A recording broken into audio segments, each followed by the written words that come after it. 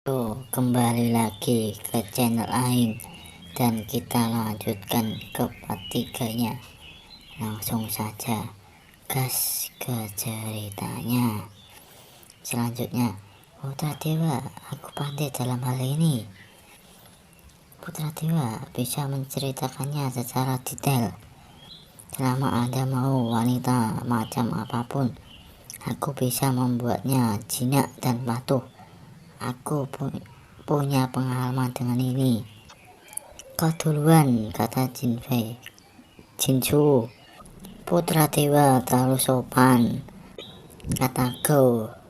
Kita panggil Go aja biar gampang, singkat gitu loh. Dan Go membuka pintunya dan boom, dan kena jebakan air. Apa yang terjadi?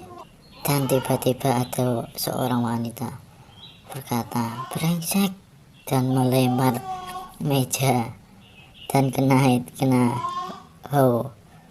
dan melempar barang-barang. Kau pun terlempar lemas di lantai dan seorang wanita pun menghampiri dan berkata, dasar iblis, cek, kita panggil cek aja ya, itu oannya bahaya tadi perkataannya. Sudah aku bilang jangan ke tempatku, cepat bawa aku pulang.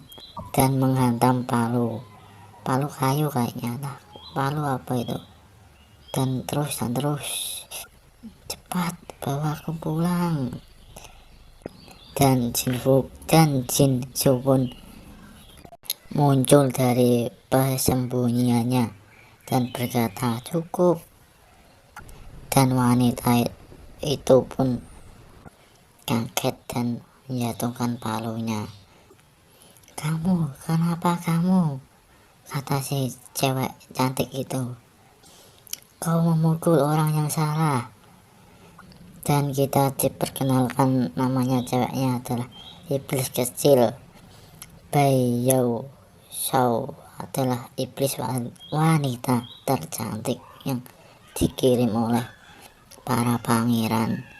Kita panggil Bai aja ya. Dan Bai pun merasa bersalah. Kita ditunjukkan beberapa bulan yang lalu aku tidak memiliki kultivasi, selalu ditindas dengan menyedihkan. Dan setelah kejadian itu, orang bertiga itu pun duduk di teras. Dan B pun masih kesal, sangat kesal dia. Dan Jinsu pun berkata, apa masih perlu dilatih? Haruskah aku mengantarkan ke tempatmu? Tidak berani. Memang seperti yang dikatakan Putra Dewa, iblis ini dia sangat pedas. Jadi ayo kita lepaskan. Baik, aku akan membebaskanmu. Kamu dengan gratis, kau bisa pulang sekarang. Iblis, cek, kau tidak akan serakah untuk tubuhku lagi. Ini kenapa ya? Katanya mau pergi. Kalau udah dibolehin pergi malah kayak gimana gitu loh. Wanita itu jangan kepiye loh. Aku bukan orang seperti itu. Putra Dewa ini bertindak jujur. Jadi aku akan mengantarmu pulang. Jangan sampai kau tertangkap lagi. Bawa aku pulang secepatnya. Dengan gembiranya si Bai itu. Di mana rumahmu? Kata si Jinsu. Dan cewek Bai itu berkata, tidak tahu. Bagaimana aku bisa mengantarmu pulang? Aku tidak peduli. Kau sudah menangkapku. Kau yang harus mengirimku kembali. Kirimkan aku kembali. Iblis cek, kirim aku kembali. Dan Jinsu pun hentikan, dan sambil melepaskan cekikannya. dan Kinsu pun batuk-batuk karena dicekek tadi. Lupakan, kamu tinggal dulu di sini. Tunggu aku menemukan rumahmu. Aku akan membawamu pulang, oke? Dan keesokan harinya di puncak Jueyun, dan Kinsu pun berancang-ancang mau memanjat tebing lagi, dan bukan kayak dulu ya, ini lompat-lompat, bukan memanjat ini. Dan tiba-tiba sudah sampai ke puncaknya, jring, dan sistem pun selamat, sistem masuk 10.000 alam puncak Jeeyun berhasil check-in berulang kali. Selamat mendapatkan hadiah basis kultivasi meningkat 1 alam panah tingkat kelima. Dan tiba-tiba hari kelima, dan selamat, sistem masuk 10.000 alam puncak Jeeyun berhasil check-in berulang kali. Selamat mendapatkan hadiah basis kultivasi meningkat 1 alam panah tingkat 6. Hari keempat, selamat, berhasil masuk Jeeyun berhasil check-in berulang kali. Selamat mendapatkan hadiah basis kultivasi meningkat 1 alam panah tingkat ke-7. Hari kelima, selamat, sistem masuk 10.000 alam puncak Jeeyun berhasil check-in berulang kali. Selamat mendapatkan hadiah basis kultivasi meningkat 1 alam panah tingkat ke-8. Selamat, karena telah check-in di puncak Jeeyun 5 hari berturut-turut, mendapatkan hadiah ekstra Tengu Bites Lemon. Apa Anda mau mempelajarinya? Wah, enak cowok, hari check-in tok dapat buku kultivasinya meningkat juga, bangke ya. Tengu Bites Lemon, apa ini? Buku teknik latihan. Dan kita dialihkan ke mission Putra Dewa ke-7. Apa kau mencari saya? Ini tempat di Putra Dewa ke-7. Yang Kuan, kau adalah prajuritku untuk sementara. Kau sudah bersembunyi di balik Putra Dewa ke-11 selama bertahun-tahun. Bukankah ini waktunya untuk bertindak? Putra Dewa, apa Anda meminta saya untuk mengambil tindakan terhadap Putra ke-11? Putra Dewa ke-11 memiliki kultivasi yang dalam, yang jauh lebih tinggi darimu. Kau hanya di tingkat alam panah tingkat 7. Apa kau lawannya? Jadi yang dimaksud Putra Dewa ke-7 apa? Oh, cari Putra Dewa ke-18, buat dia cacat.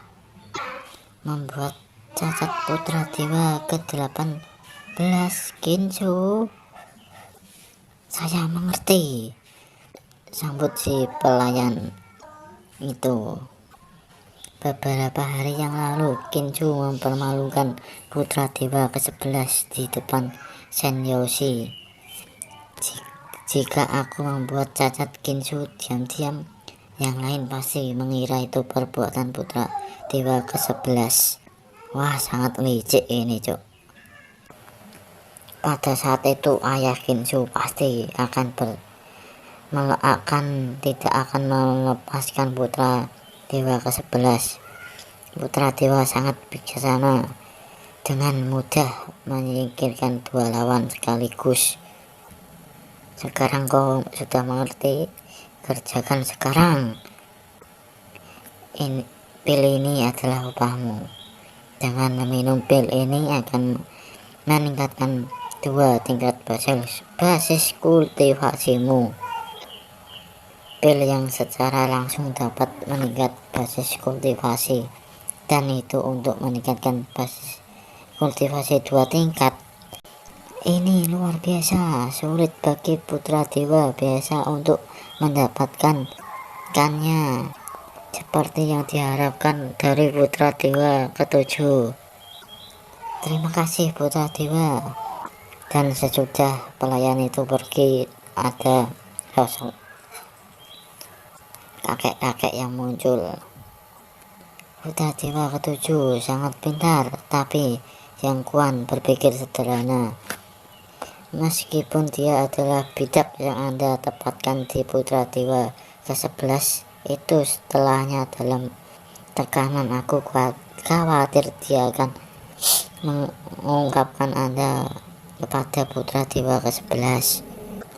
Aman Sen, jika aku ingin menyakiti putra dewa di sekte Yuhua dan secara melakukannya secara bersembunyi-sembunyi, pada dasarnya itu tidak mungkin. Karena itu aku memberi yang Kuan Pil. Ya, saya mengerti putra dewa ke-11 sangat bijaksana. Hahaha, Kinsu Tuan Jinfei. Dan Kinsu pun sudah sampai di bawah puncak Jueyun. Lokasi check-in berikutnya di mana itu Grandian sejauh ini aku tidak tahu. Aku bertanya pada banyak orang di sekte Yuhua, tidak ada kabar apa sistem masuk 10.000 alam salah. Dan Kinsu pun terus berjalan dan tiba-tiba ada orang yang berkata berhenti. Dan Kinsu pun menjawab, bandit? Apa bandit di sekte Yuhua? Bukankah ini terlihat aneh?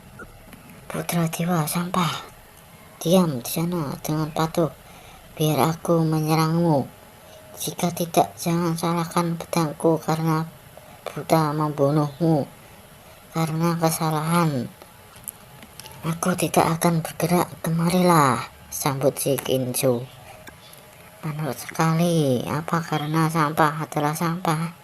Dan orang yang bercadar itu pun menyerang Kinsu. Dan Kinsu pun santai, masih santai. Dan Kinsu pun menendang perutnya, boom, sampai mental nggak tuh orangnya. Dan penjahat pun bangun. Kau berani menyerangku? Kata si penjahat. Maaf, aku tidak mengira kau yang berani menyerang putra dewa di sekte Yuhua. Ternyata begitu lemah.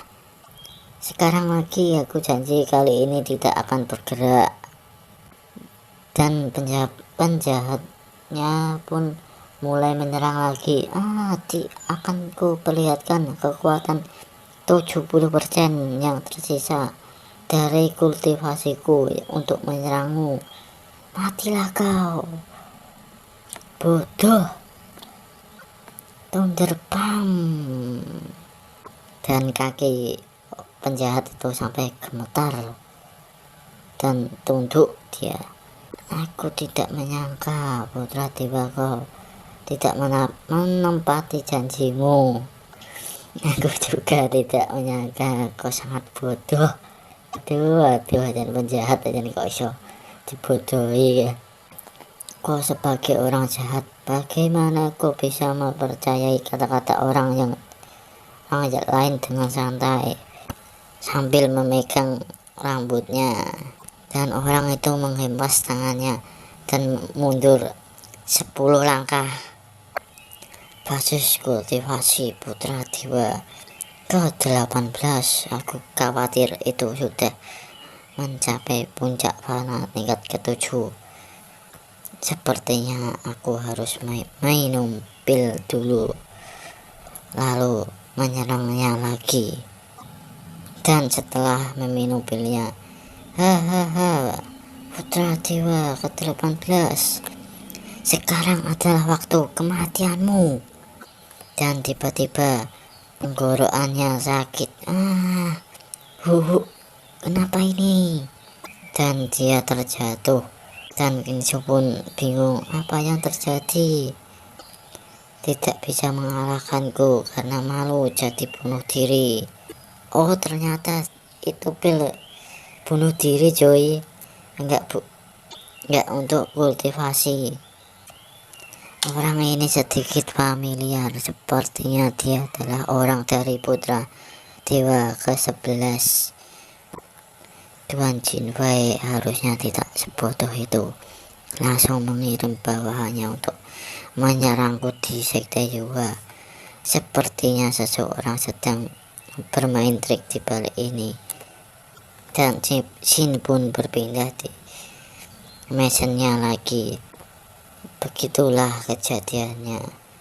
Aku mengharapkan Yang Kuan untuk melukai serius putra dewa ke-18 lalu meminum pil setelahnya, dan dia akan mati keracunan sampai mati, lalu menghilangkan semua bukti yang ada di luar dugaan menggunakan pilnya dari awal. Meminum pil yang kuberikan sebelum sungguh sia-sia.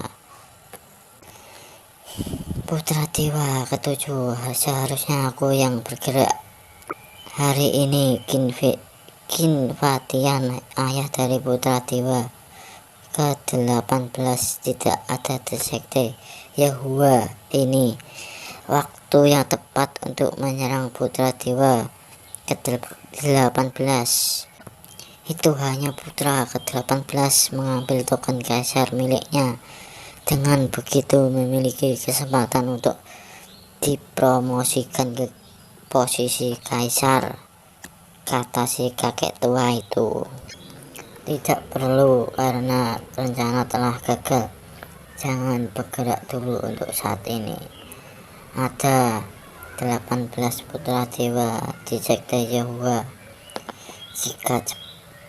Jika kau bergerak terlalu cepat, itu hanya akan membuat orang di balik layar keenakan.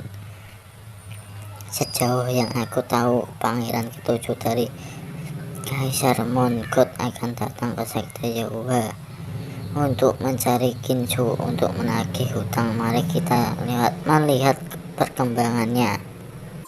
Dan ada orang tiba-tiba datang.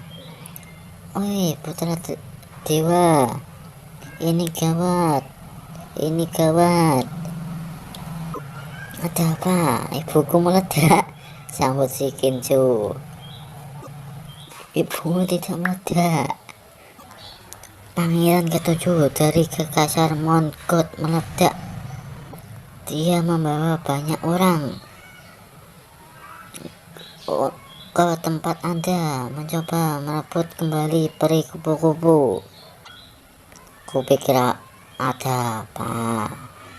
Jawab si Kinsu dengan santai. Bagaimanapun peri kupu-kupu tidak bisa kutaklukkan. Jika dia mau mengambilnya, biarkan dia mengambilnya dengan tenang. Jika dia bisa mengambilnya, aku akan berdoa kepada leluhur dewa ke-18. Baiklah kalau begitu, masalahnya, kata Gao. Benar lagu. Apa ada kabar tentang Great Dian yang kuminta untuk kau cari? Tidak, selain pertemuan putra dewa sekte Yahua baru-baru ini, ada juga pertemuan Great yang diselenggarakan bersama oleh dewa sekuler yang dipimpin oleh Kekaisaran Mongol dan Yongyang Sutra Yoshi yang telah lama hilang untuk diselenggarakan. Tidak ada penunjuk lain dari pertemuan Grand Dian. Pertemuan Grand Dian di mana diadakan? Sepertinya diadakan di Dom Yue. Ayo kembali. Putra dewa, tunggu. Aku tidak akan membiarkan pangeran ke-7 mengambilnya. itu yang akan Anda lakukan. Pertemuan Great Yen diadakan di Dongyue. Tampaknya yang disebut Grand Yen ini tidak dilakukan lagi adalah pertemuan Great Yen, dan Ginsu pun udah kembali ke mesennya. Dan tiba-tiba ada orang yang melayang sampai membuka gerbangnya. Melayang ke udara gak tuh? Pasti ada sesuatu yang terjadi kan? Ya, sepertinya seorang baru saja terbang. Dan Ginsu dan apalagi Laugo masih terheran-heran sama pemandangan ini. Dan itu diulahkan oleh si wanita iblis. Kau berani? Sambut si putra dewa. Kupu-kupu iblis berani melawan pangeran ini. Brengsek, brengsek. Kupu-kupu iblis. Dan wanita itu menerjang dan berkata, panggil aku, peri kupu-kupu, sambil menendang perutnya. Aku punya pertanyaan. Peri kupu-kupu sangat kejam, begitu banyak orang yang bukan tandingannya. Bagaimana dia ditangkap? Kata si Ginsu. Putra dewa, pertanyaan Anda, saya ingin menanyakan pertanyaan itu sejak lama. Sambut si Laugo. Pangeran ketujuh, apa kau baik-baik saja? Sambil membangunkannya. Terima kasih, aku baik-baik saja. Dan pangeran ketujuh pun mengambil pedangnya lagi. Aku masih tidak percaya, aku adalah pangeran ketujuh terhormat dari Kasar Mongot.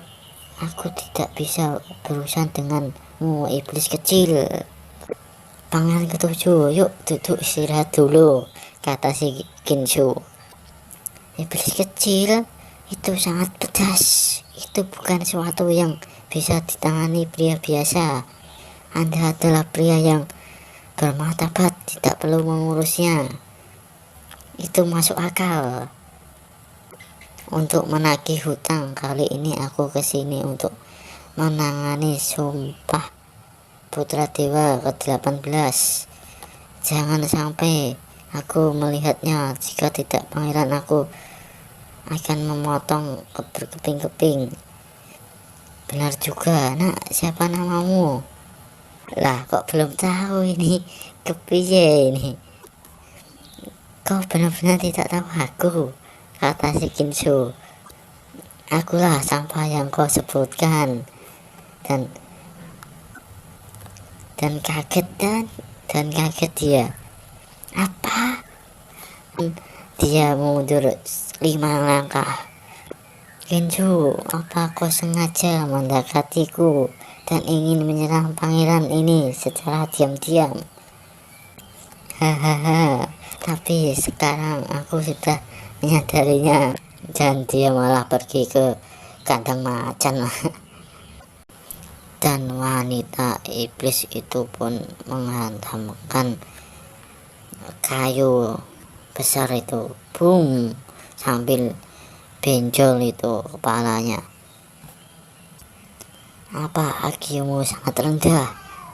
Apa masih perlu membiarkanmu serangan diam-diam? Dan setelah itu Pangeran 7 duduk di terasnya lagi. Dan pangeran ke-7 sudah sadar. Pangeran ke-7, kau baik-baik saja. Ayo bangun dan nikmati secangkir teh. Dan pangeran ke-7 pun menghantamkan tangannya ke meja. Ginsu, pertarungan adil. Bertarunglah dengan adil. Santailah, pangeran ke-7. Tidak semua bisa diselesaikan dengan kekerasan. Jadi bagaimana kalau kita duduk dan membicarakannya. Bicara gundulmu, aku ingin menjincangmu berkeping-keping. Dan tiba-tiba wanita iblis pun muncul dan berpose sangat anggun. Waduh, cocok. Dan pangeran ketujuh pun sangat takut sampai berkeringat dingin, sampai melepaskan bajunya. Mari bicarakan. Sang pangeran kebetulan haus, bangke ya.